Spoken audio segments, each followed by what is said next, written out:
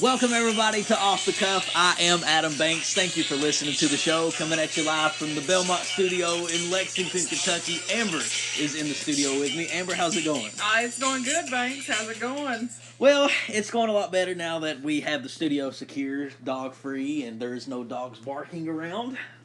Adam doesn't like dogs. Just so I like everybody dogs. That's a knows. false statement. I like dogs. Yeah, Adam's not a dog person. I don't like dogs around me when I'm trying to do a podcast. It aggravates me. It's kind of like, that's why I know I don't have no kids right now in my lifetime, because if a baby started crying when I'm trying to do something, I would get really upset. And that's how you know you're not ready to be a parent. You're too selfish, right? I'm pretty sure I'm going to be selfish the rest of my life. Yeah. Well, you're not selfish. Look how you were about your dogs. You didn't want to throw them out to, when they were aggravating me about the podcast, you still wanted to keep them in here. I do like them. You do? I do like them. Only because they can't talk shit, so. But they do shit. They do shit. A lot. A lot. Well, a lot has been going on with me, Amber. I wanted to tell you this story about this time last week when I went back to work. I start school this semester. I started last week. And we have this professional development. And, when you do professional development, you have to work 22 hours during the week. 22. And you could cram those 22 hours in all in one day if you wanted to. You could work from 8 to 7 and call it a day. But as long as you have your 22 hours in. Well, you know me, I don't like working Monday through Friday. So I wanted to cram them all in 1 to 2 days. I could do it in 2 days if I worked from 8 to 7. So first day I worked 8 to 7. Got that over with. Second day I was going to work 8 to 7. Well, I was so tired because of this back problem that I've been having because I've not been getting any sleep. I got to work late that day, so that means that I got to work at 10. So in order to make up for the hours that I missed, I had to stay a little later that night. So I was like, oh, that's fine. I'll just watch the UK game from my laptop, stream it in my office, watch the game, and then after the game, I'll go home. Well, watch the game, and then after the game was over, it was about 10 o'clock at night, 9:30, 10 o'clock, and it was time to leave. And I got all my stuff, got my phone, and started down the stairs. And when I went to open the first door of the stairwell, it was locked. It was locked. There was nobody on the other end of the door, and I couldn't get out, and I have no key. So I walked back up to the first floor to where or the second floor from where I came from. The door locked. Third floor, fourth floor, fifth floor, locked. There was one door at the end of the stairwell. It was a glass door where you could exit. It was locked. So I was locked in the building. Everybody had went home. Do you understand me? Everybody had left the building. So I decided to panic at first, hoping somebody would hear me on the other side of it, or by the grace of God there was somebody in the building, like maybe cleaning up or whatever, because it made no sense to me that they locked people inside the building, because if there was a fire in that stairwell, a man would burn to death because there's no way out. Did they know you were there, though? Nobody knew. Well, that's another story in itself. Me and the janitor kind of don't like each other, so I think he kind of made sure that I got locked in that night. But I'll get to that in just a minute. So I decided it was either I had a couple options. One was to sleep there, because think about it. If you didn't have your phone and you had no way out, how else are you going to get out of the building? What are you going to do? I don't know if my option would be to sleep there. But you would have to, unless you wanted to bust out the glass door. I would bust out the glass door. Well, that was option 2, and then option 3 was just to freak out. So I decided to freak out and bang on the glass door. And but I made a phone call, called my coworker, Will, who is also the other communication professor there. Told him, hey, look, man, I'm stuck in the building. I can't get out. And he said, hold tight, I'll get you out of there. And he called the campus director, and she came and unlocked the door. But it makes you wonder, what would I have done if my cell phone would have been dead? I would have been sleeping there, or breaking the door one. I was panicking. But I really do think that when you are put in a situation where your back is against the wall, fight or flight, you have that fight or flight mentality, and I think it really, really works. It does. It does. You've got all that adrenaline pumping, and you survived. I survived it. Did I stay there overnight? Well, now you're talking like you were stuck in the wilderness for 3 days. Well, think about this. It would have been a great movie had it have been. There would have been no glass door there. Think about this. If there was no glass door there, and the door, you know what a stairwell looks like. You've been in one stairwell, you've been in all of them. Yeah. A stairwell door, it's got that little lock that that button you push down with your thumb, and then You know what I'm saying? Then you Yeah. got to pull on it. That was locked. You're not getting through that door if you can't. No. You're not getting through there. So if that was the only door that was there in that stairwell, and let's say that it was the day before Christmas break, and there was nobody coming back for 2 weeks, and I got stuck in the stairwell, what would I have done? With no phone. You would have probably died. Yeah, I would have probably got dehydrated or died. You could have went about a week. Maybe. But that would have been a very I would have been slow death. severely dehydrated and malnourished. Yeah. It would have been bad. It would have been a good movie. I feel like, what was that movie that Tom Hanks got stuck in the airport? No, the airport. He got stuck in the airport? Yeah, he was stuck in the airport. Not the one on the island. He was stuck in the airport. Big? No. What big? I don't Was know it what big? it was. I don't know what it was. I don't know. He was stuck in an airport. For how long? How do it you like get months? Oh, I know what you're saying. He was stuck in the airport. No, I'm saying stuck in a small stairwell. Well, with yeah, no food, no water. No civilization. You're just stuck in a cement room. You would have been talking to the walls. I would have been. I would have went crazy. But other than that, things have been going good. Amber, did you happen to catch the Golden Globes that was on this past week? I made it a point to make sure that I watched it this year. I've 4 to women standing together today. Yes, time's up. That is the president of the Hollywood Foreign Press of the Golden Globes. She says she is there to support women, and she's wearing a red dress. And what's funny about that is everyone had on black because black was supposed to be the color of the night to represent women coming forward with sexual assault charges and basically speaking up, speaking out, taking a stand for women's rights in the workplace and whatnot. So the Golden Globes had a very 2018 feel to it. Seth Meyers hosted it. I thought he did a great job. I like it when they get late night hosts to host the award shows. They usually seem to be the best kind of people to do it because they seem to fit perfectly in that type of atmosphere in an award show. But he did, of course, make fun of the one he loves to make fun of the most, Donald Trump. A string of 3 words that could not have been better designed to infuriate our president. Hollywood Foreign Press. The only name that would make him angrier would be the Hillary Mexico Salad Association. He was quick to make fun of Kevin Spacey and Harvey Weinstein. Well, I think it's time to address the elephant not in the room. Harvey Weinstein isn't here tonight. Because, well, I've heard rumors that he's crazy and difficult to work with. But don't worry, he'll be back in 20 years when he becomes the first person ever booed during the In Memoriam. It'll sound like that. He also made fun of Kevin Spacey, like I said. This year the show goes on. For example, I was happy to hear they're going to do another season of House of Cards. Is Christopher Plummer available for that too? I hope he can do a southern accent, because Kevin Spacey sure couldn't. Oh, is that too mean? To Kevin Spacey?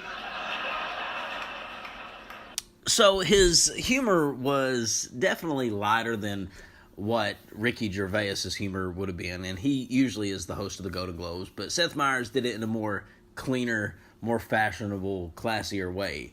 So I give him props to the way he handled all of the jokes and to make light of the situations going on in Hollywood.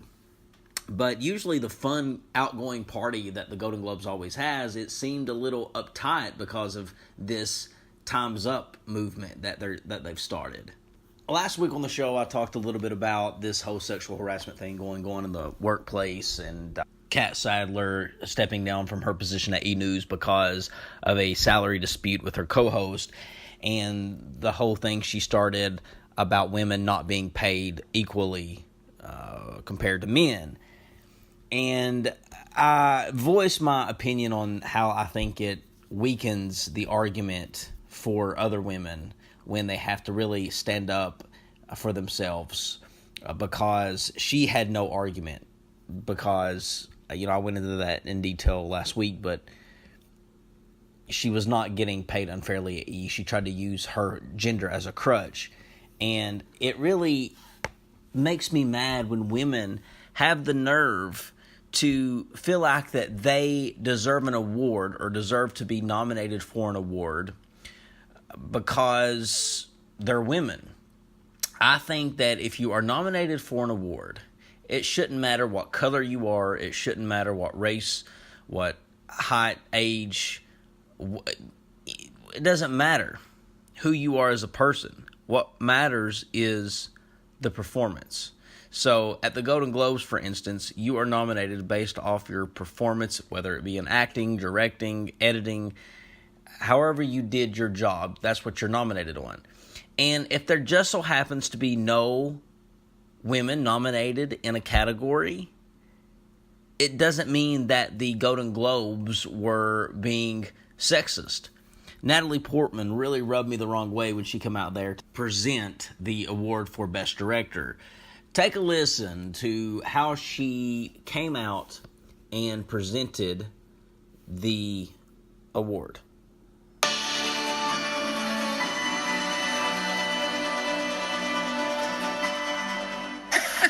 This to be here to present the award for Best Director.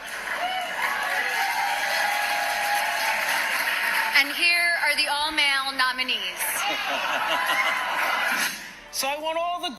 That was so cheap and such a low blow, and what a way to ruin the moment of all of those men sitting there getting nominated for Best Achievement in Directing. It makes you feel like that you should duck under the table and be ashamed because you're nominated because you're a man. She stole their moment. She destroyed their moment. If that was their first time getting nominated, she was like, oh, the hell with that. I don't care about your feelings. There should have been some women in there with you. It doesn't matter if you were better than them in directing. There should still be women in there with you because that's unfair. See, that's what gets me. That's that whole liberal mentality that people have. That whole Democrat mentality that people have. People feel like that everything needs to be on an even playing field, regardless if you deserve it or not. They don't care if you deserve it or not. They just think that you should still be included to make it fair. It's like this. I heard someone tell me this analogy of a good way to describe a Democrat and the way a Democrat thinks. You take two college students, Steve and Joe. Joe is a person who gets good grades. Joe studies all the time. Joe is an outstanding student at the university. Gets straight A's. Doesn't go out and party because he spends all of his nights in his dorm studying and making sure his grades are perfect. Steve, on the other hand, is a party animal. Parties like a rock star. Misses class all the time. Cuts class on purpose. Doesn't study. Doesn't really care what grade he gets. He ends up failing all of his classes one semester. Well, his buddy Joe gets straight A's. Well, a Democrat thinks in order to make it fair for both students, they should take that 4-point GPA from Joe and split it with Steve to make it even. So they both would have a 2.0. So it's not fair for Steve to have that, but the Democrats think it is because it's even. And that's how I'm starting to get this vibe that a lot of women think that they deserve to be put in a position that they don't deserve because they want to be treated equal. Well, if you're good for the position, then by all means, you should be hired in that position. If you're more qualified than the man, then by all means, you should get that position. But you should not get that position based upon your gender and gender alone. That is pathetic to me that you even think that. That's the same as race. I don't think that you should get a job just because you're white, or just because you're a Mexican, or just because you're Asian, or just because you're black. You should get it based off if you are qualified, you deserve it, and you're the best man for the job. But Natalie Portman, that was really tacky and done in very bad taste. Oprah Winfrey, she received the Cecil DeMille Award. I thought it was funny that Seth Meyers come out and said, what a great honor for Cecil DeMille. That Oprah Winfrey is receiving that award. But she came out and made a very inspiring speech to a lot of people across the world. So I want all the girls watching here and now to know that a new day is on the horizon. And when that new day finally dawns, it will be because of a lot of magnificent women, many of whom are right here in this room tonight, and some pretty phenomenal men fighting hard to make sure that they become the leaders who take us to the time when nobody ever has to say, me too, again. Thank you. So she brings up the whole women thing again and Me Too. But she flirted with the idea of announcing her presidential run in 2020. I could not imagine a Trump versus Oprah Winfrey race in 2020. I think that would be when America has hit rock bottom in politics. I think Oprah is great at what she does. I think she's a fantastic person. I think she's a wonderful human being. I think that Oprah, she makes great movies. She's very talented. She's a trailblazer. She's revolutionized television. She's good at the position she's in. But I do not think she would make a good president of the United States. I do not. I think Oprah Winfrey needs to stay put. And why would you want to run, Oprah? Isn't it pretty great just being Oprah Winfrey? Why would you want to give that lifestyle up and become the president? It's not the right time. I don't think that's what God is leading you to do, Oprah. I mean, I could be wrong. Now, I don't know, Oprah, if you pray, but if you are thinking about running for president, I do recommend that you pray, and you need to make sure this is what God wants you to do, because I'm getting this feeling that this is not good for the country. We do not need a Trump versus Oprah. I wonder if people would laugh at us if that happened. If people would just think that America has turned into this Hollywood show. Celebrities running against each other. Celebrities competing for the Oval Office. I don't know. Sometimes I think we let Hollywood in on too much in the world. People worship actors, and I don't understand. All they're doing is just pretending to be somebody else. They're normal people, just like us. And just because they're in the role of an actor and just because they're on television does not make them smarter, does not make them capable of leading the free world. So, no, I don't think Oprah should run. No, I wouldn't support Oprah. Yes, I would vote for Trump over Oprah.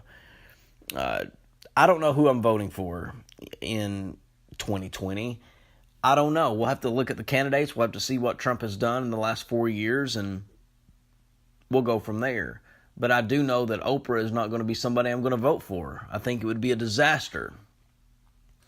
Sterling K. Brown from This Is Us won the Best Actor in a Dramatic Series. He was the first black actor to do so. Right? Oprah. Don't want to run out of time. So let me thank my wife. Ryan Michelle Bethay, I love you so much. Thank you for supporting me through this whole thing. To my kids, Andrew and Amari, Daddy will see you. I will take you to school in the morning. I promise. He gave a really good speech. And I didn't know that he was the first black actor to win the best dramatic actor in a drama series. So that was pretty shocking to me. But I couldn't think of a more deserving guy. Now, I do think that Bob Odenkirk of Better Call Saul, he needs to win an Emmy very soon. I do think that he should have won that, but I'm not disappointed that Sterling won. He's pretty good. Take a listen at more of his speech.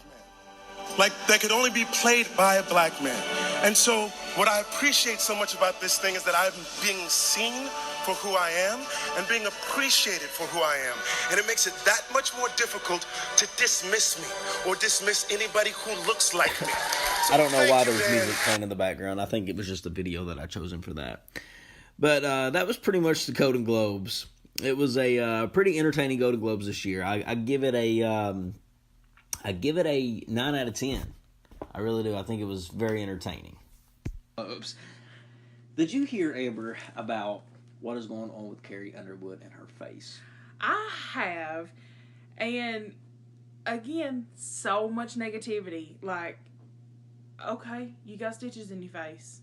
Well, I just think that something very awkward is going on. Something very strange is going on with that story. She is saying that it first come out that she fell. She fell and she broke her wrist. Well, she didn't break her wrist. She sprained her wrist. Okay. She wrote a tweet. Okay, I fell, sprained my wrist.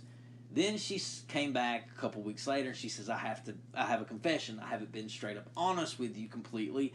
Not only did I break my wrist, but I severely damaged my face by having to get over 40 stitches 40 to 50 stitches in her face. And I don't know if you've ever had stitches. Have you ever had stitches? Yes, I have. Okay, when you have stitches, it's going to scar. Most of the time, it's going to scar. Like I can point out on my skin where I have had stitches, and there are little scars there. If you have 40 plus stitches, it's going to scar. Yep. I mean, the plastic surgery takes a person's face a little bit more serious than their hand. So it might be minimal scarring, but she's saying it's to the point to where it's changed her appearance. You want my theory on it? I think that she had plastic surgery and it's changed her appearance so much, she's trying to say that that's the reason why her appearance has changed, because of the plastic surgery she had to have. I don't think she wants to come out and say she had voluntarily did plastic surgery, because I think she's going to look different because of her plastic surgery and she's not too pleased with it. Well, but, the photo that was released, I guess there was like a TV star that worked out beside of her or something and, fangirled and took a picture with her. The right side of her face looks exactly the same. Yeah. And the left, where she's angled, you can't really see past her cheeks, kind of puffy a little bit. I mean, like, she's by no means fat. She's extremely thin. But, she's got a little puffiness to her cheek, so you can't see, by her ear on the left side. So there is something here. Yeah. But I don't know if it would actually be full on, she's had elective plastic surgery. Right. That had been said a couple of times. Some people have said, maybe she had a domestic violence issue. I don't think she has given us the real reason, but I mean, that's her prerogative. Unfortunately, if I fall and cut my face and get stitches, nobody cares. So, I mean. But you did fall and bust your knee that one time. Do you remember that? I did fall and bust my knee that one time. And just think, if you hadn't have fell and broke your knee, your mom would have never married your dad. Thank you for bringing it up. But I'm a terrible topic. But I'm saying, you got to think, Israel Collins basically for your future, because Israel Collins is the reason that you have the things that you have. So, oh Lord, think about that irony. I see Mom and Dad. I see Mom and Dad. But anyway, Amber, it's been a while since you came on the podcast. It's been a couple weeks. The new year has rang in. What's been going on with you? Start school back next week. Mm-hmm. Just been working. You start school back. You haven't been in college in how long? Since 2011. Did you? So, okay, I was thinking about this the other day in the shower. I don't know why I was thinking about you in college in the shower, but have you graduated college? Yes. You did? Yes. When? So I done psychology. I finished psychology out at Eastern, and then I got my MLT so I could work actually in the lab. So you have a bachelor's? Yes, and associates. So you're going back to school to get your master's? To finish up with my associates onto a bachelor's. Okay. Well, why didn't you do broadcasting so you could freshen up on your skills for the podcast? Well, maybe if you employ me on here, I will. Well, so if you do start getting, how about this? I'll make you a deal. If you start getting some type of income from off the cuff, you have to go with me to a few broadcasting classes. Okay. Okay. Actually, no, I'm not doing that, because I think that broadcasting classes would mess up the flow of the original ability to do it. That's true. Because I feel like people enjoy it because it's the people who listen to it are people who knew us when we were younger, mm-hmm. and we've not changed. Well, that's a small portion who listens to it. I mean, sometimes it blows my mind, the people who listen to the show, and they're like, oh, I heard some of your podcast episodes the other day. And I I get a little nervous when people say that because I'm like, oh my gosh, what did you hear? I know. I think sometimes about what I've said on here. Yeah. Because I feel like you get me hyped sometimes. You know, episode 200 is coming up in a couple weeks. I feel like you just done episode 100. No. I feel like I just did episode 50. I remember doing the 50-year anniversary, the 50-year 1-year anniversary, because we do 50 episodes a year. So this will make 4 years on March the 1st, 2018. Zach Hahn is going to host the show. I remember you saying that. And he's going to interview me. You need to be there. I would love to be there. You need to be there because I think it would be great to kind of bring you on for a couple minutes and like talk about your new role as the show's new co-host. I would love to just come on and talk about you. Yeah. Because Lord knows. Yeah. As much as you embarrass me. He loves to embarrass me. But I just want everybody to know that if you ever want to know embarrassing stories about Adam Banks, hit me up. So, what did you do in Hawaii? I did not do anything in Hawaii. But, so was talking to my husband earlier today because I let him know, hey, we're gonna get together tonight and, do a podcast. And I said, well, what's something I should talk about? And he started to kind of giggle a little bit. And anybody who knows my husband knows he doesn't giggle a lot. But he got pretty tickled. And he said, you should talk about that shit over in Hawaii. I said, what are you talking about? And then he proceeded to let me know, kind of what was going on. But basically yesterday, Hawaii sent everybody pretty much I'm late text. So everybody got a text message yesterday in all bold that they needed to take cover immediately because there was going to be missile fire and this was not a drill. And this was sent out to every resident of Hawaii. In the state of Hawaii. Well, funny story about that. Do you know what they're talking about? Like, have you ever seen the prank, heard the prank? The prank okay. Well, there is this video that you can pull up on YouTube. It's called North Korea prank, nuke prank. And you can basically say, what's your favorite show? Shameless. Let's say Shameless. You're watching Shameless. You can have it to where Shameless is on. You're watching Shameless. 5 minutes into it, we interrupt this broadcast. Beep, beep, beep, beep. And this message will come across the screen saying, prepare. North Korea has launched 3 missiles coming to the United States, Los Angeles, Chicago, and the Florida area. And it is so realistic and believable. I have actually pulled this prank on some of my smart friends, and they fell for it. My little brother pulled the prank on me a couple months ago. I mean, he pulled it on me. He had me watching The Fresh Prince of Bel-Air, and I think that's what's so realistic about it. Like, you don't see it coming. You're watching TV, and all of a sudden this alert pops up. And then I saw it. And I said, hold up, what did it say? And then it said all this, and I started freaking out. And I pulled it on my buddy Zach Hahn, who's hosting the show on the 200th.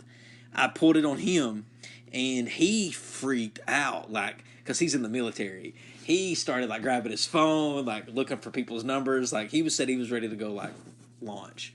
But, I could imagine it happening to more than one person multiple times, because you call your friend saying, hey, did you get this message? And they're like, yeah. You imagine, how do they calm people down after that? I don't really know. How did they, diffuse that situation? They had to probably have, somebody get on TV and say that was a prank. Was it a prank? Yes. I thought it was a mishap. Somebody accidentally sent it out. It was supposed to have been a test, and somebody accidentally sent it out to everyone. Why are they testing that? Are they expecting it to happen? Who knows, Rocket Man, wasn't that long ago. They don't call him Rocket Man for nothing. Yeah, they don't call him Rocket Man for nothing. So if that happened, I don't know, if that happened, in that situation, I guess, what do you do in that situation? What would I do if I got a text message that said that? That you need to evacuate. First off, I'd get real pissed off. I'd be like, who the hell is messaging me this, trying to, get me hype? And then I would probably... hit my home button and go back to playing Panda Pop and kind of ignore it, because if I'm going to die, I'd at least like to beat the level that I'm on right now. Oh, yeah. So you wouldn't, freak out? What can you do? That's, people always say, okay, what would you do in this situation? And I'm like, okay, what would you expect me to do? It's kind of like being stuck in a stairwell. What can you do? Exactly. What can you do? I can't do anything. I can't go over there and say, hey, man, don't do that. That's not cool. Oh, hey, man, can you do this next week? Because I got to do some shit this week. I ain't got time for it today. What am I supposed to do? I have no idea. It's just one of those things. I guess you got to get as far away from the vicinity that the nukes are coming and just start making arrangements to leave the country. I don't know. I really don't know. I foresee that if we start to have, nuclear warfare, I would say that there probably would be nowhere to go. Because I don't anticipate that it would just stay between us and whatever country happened to have launched against us. I would say it would probably be a worldwide outbreak. That would be great. Well, Amber, that's pretty much all we have to discuss here on today's show of Off the Cuff. Plus, my back is killing me. I know, I can see you. Yeah, I'm in pain. And I don't take medicine. I'm not a big fan of medicine, so I'm just kind of toughing it out. Should I take medicine? Probably. I have some ibuprofen. Yeah, can I have some of that? Yes. What do you think it is that's wrong with me? I think you have a kidney infection. But, Amber, you say I have a kidney infection, but you asked me if I drink pop. I don't drink pop. Well, it's not just pop. What is that it? factors into that. I don't know. Do you hold your pee a lot? I mean, do you pee frequently? I mean, do you drink enough water? I do drink a lot of water. I do hold my pee a lot. I urinate pretty much at normal times. What's considered normal times? Normal like duration, I guess. Like, not normal duration. Normal. When people pee, when they drink a lot, they pee like what, every 45 minutes, an hour. Are you a 90-year-old woman? I mean, why can't you just say 90-year-old man? What does that be, a 90 or 90-year-old? It's usually women that you hear about with bladder control. When they laugh and they pee, I heard that. I mean, I don't know. I mean, God, I hope I don't get to that point. Every time I giggle, a little pee comes out. Oh my God, you'd be dribbling all over the place. Yeah, that would be bad. Did you see the guy who come out the other day at the Golden Globes with Catherine Zeta-Jones? And it was Michael Douglas's dad, and he was on that wheelchair, and he could barely speak. And he was talking about I don't know what he was talking about. You couldn't understand what he was saying. You know who I'm talking about? Kirk Douglas? Kirk Douglas. I don't want to get that old. We're going to. Maybe. I mean, he's 100 years old. He had no quality of life. Well, I don't know. We're 30. I mean... And then look at me. My back's hurting. Just think. I mean, think about what we were doing, 10 years ago. We were talking about that earlier, Think about how much our lives have changed just in 10 years. And how fast it went. So getting to his age is going to be really quick. Yeah. But, do you want to live 100 and have that kind of quality of life, or would you rather die at 78 and be able to still do everything for yourself? Which would you prefer? I don't know, because I feel like regardless of when I do die, I'm not going to want to, because I'm always going to feel like there's something else I should have done, I could have done, would have done if things would have been different, and I could go back and redo it. So I just hope I don't know when it's going to happen. Like, I don't understand how people, allow, life-ending diseases to take their lives. I feel like that would be more agony than being 100 and an invalid. Than once it's over, it's over. Once life is over, it's done. Once it's broke, it's broke. Once it's broken, it's broken. Who told you that? I believe that was you, actually. Yeah, that was you. That was you. You remember that? Every day. I really? think about it. Yeah. I live by it. What was it I said? I said you can't fix something that's broken. Something like that. No, you looked at me very heartfelt, and that was not common for us back then, because, everything that we done has always been a joke. Yeah. We've always made things a joke between us. Yeah. And you very heartfeltly looked at me, and you said, once it's broke, it's broke, and, do you have a Dr. Pepper? Probably all in the same sentence. You still have Dr. Pepper, like right here in the Belmont studio? I've got Mellow Yellow. I'll take a Mellow Yellow. I don't think I have one for you. I think I have one. Wow. And you wouldn't give me your last Mellow Yellow? I gotta have something to eat my egg sandwich with. Who eats egg sandwiches?